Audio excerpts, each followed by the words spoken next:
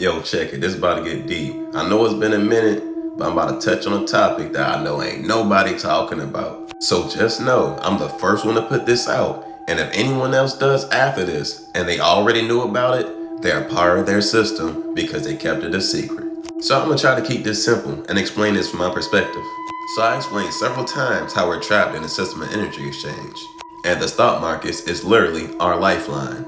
We are the stocks and bonds because the whole system is based off our CQV trust, which is connected to your social security number.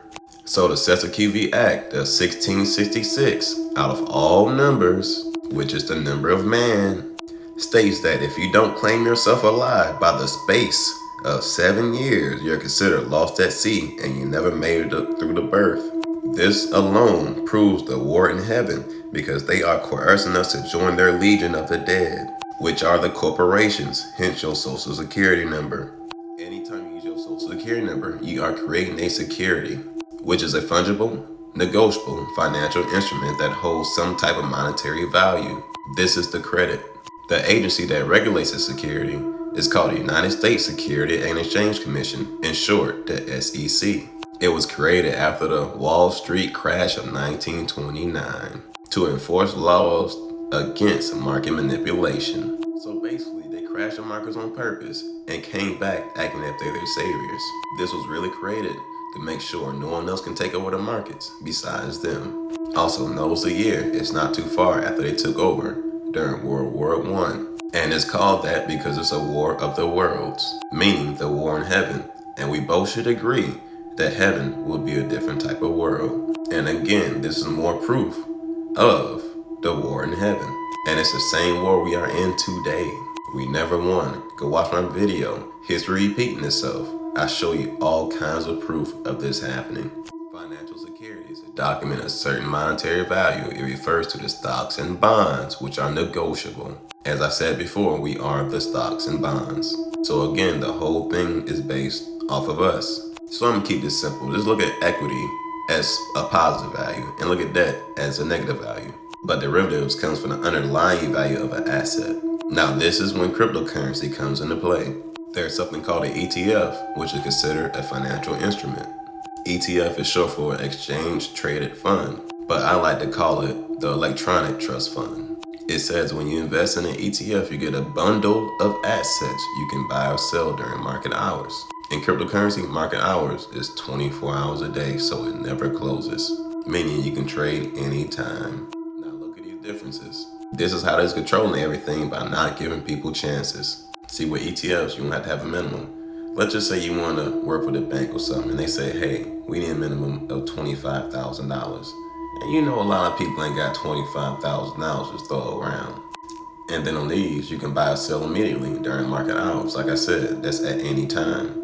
Versus not being able to sell immediately, but it's only when you're able to sell on their timing, basically. Manipulation. And then you see other investors impact your tax situation, right? On the other hand, it's only your personal tax situation. So what does that mean?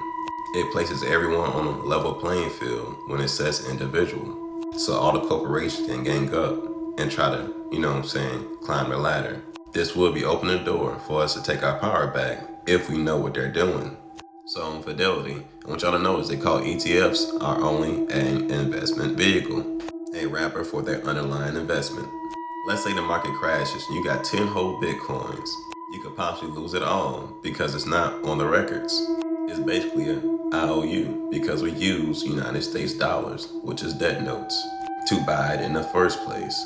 But if you got a Bitcoin ETF, it is on the records. You may lose value on it, but you'll still have those 10 Bitcoins because basically it is in a trust and it cannot be touched. That is why it's called a wrapper, because it goes around it and it carries something inside of it, protects it.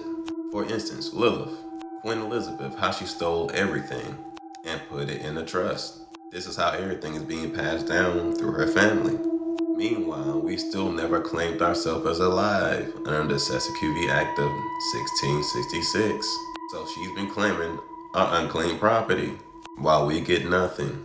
Now this is literally on the SEC website. Like I said, what this is earlier, the one that regulates the securities. as a result of HR 192. From that day forward, no one has been able to lawfully pay a debt or lawfully own anything.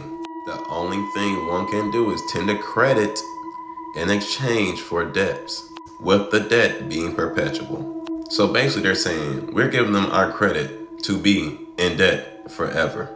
Now, please make that make sense. Leave a comment below because I'm having trouble trying to understand any of this. But y'all see it clear as day on the SEC website. So back in the day, they tricked everyone to give up their gold.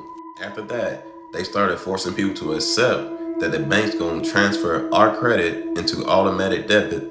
This is how we end up using the United States debt notes for public and private.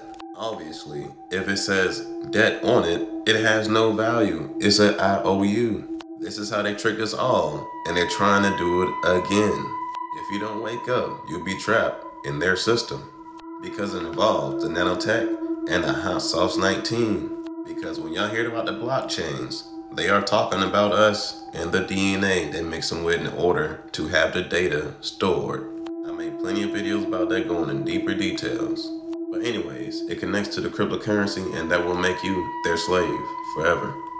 Now come close and read this. Like I said earlier, just know I'm the first one to show y'all this so we can cut this short.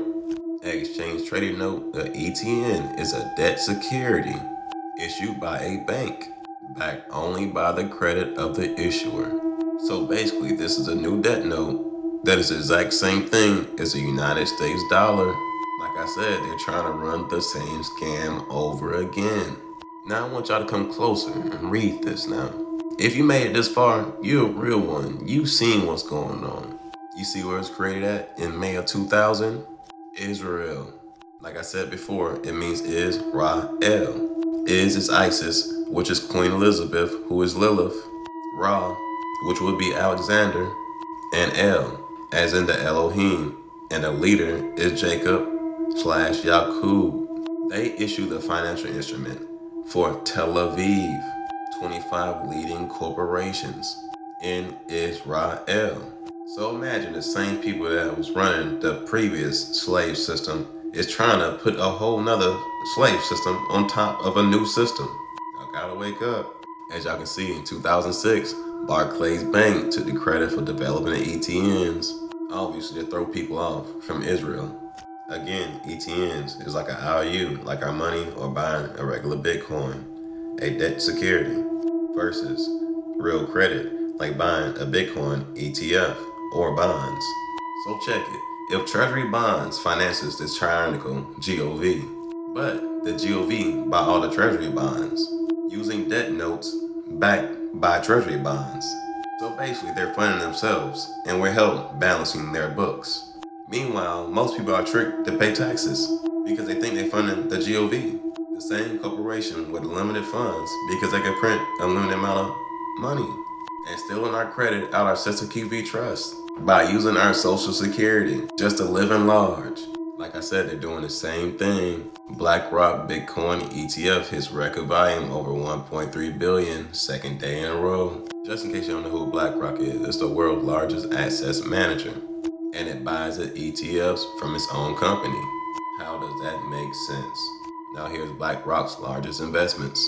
Notice the iShares Core S&P 500 ETF. Just in case y'all know what the S&P 500 is, the top 500 US corporations in the stock market.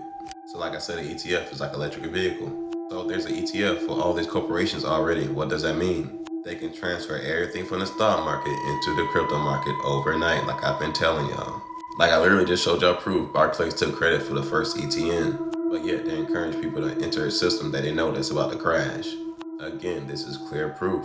Well, I hope y'all learned something and have a better understanding on how they came up with this fraud system to begin with. Enough to stop you from supporting the new one they're creating now. Anyways, y'all know how to keep it. Y'all be guys. Peace.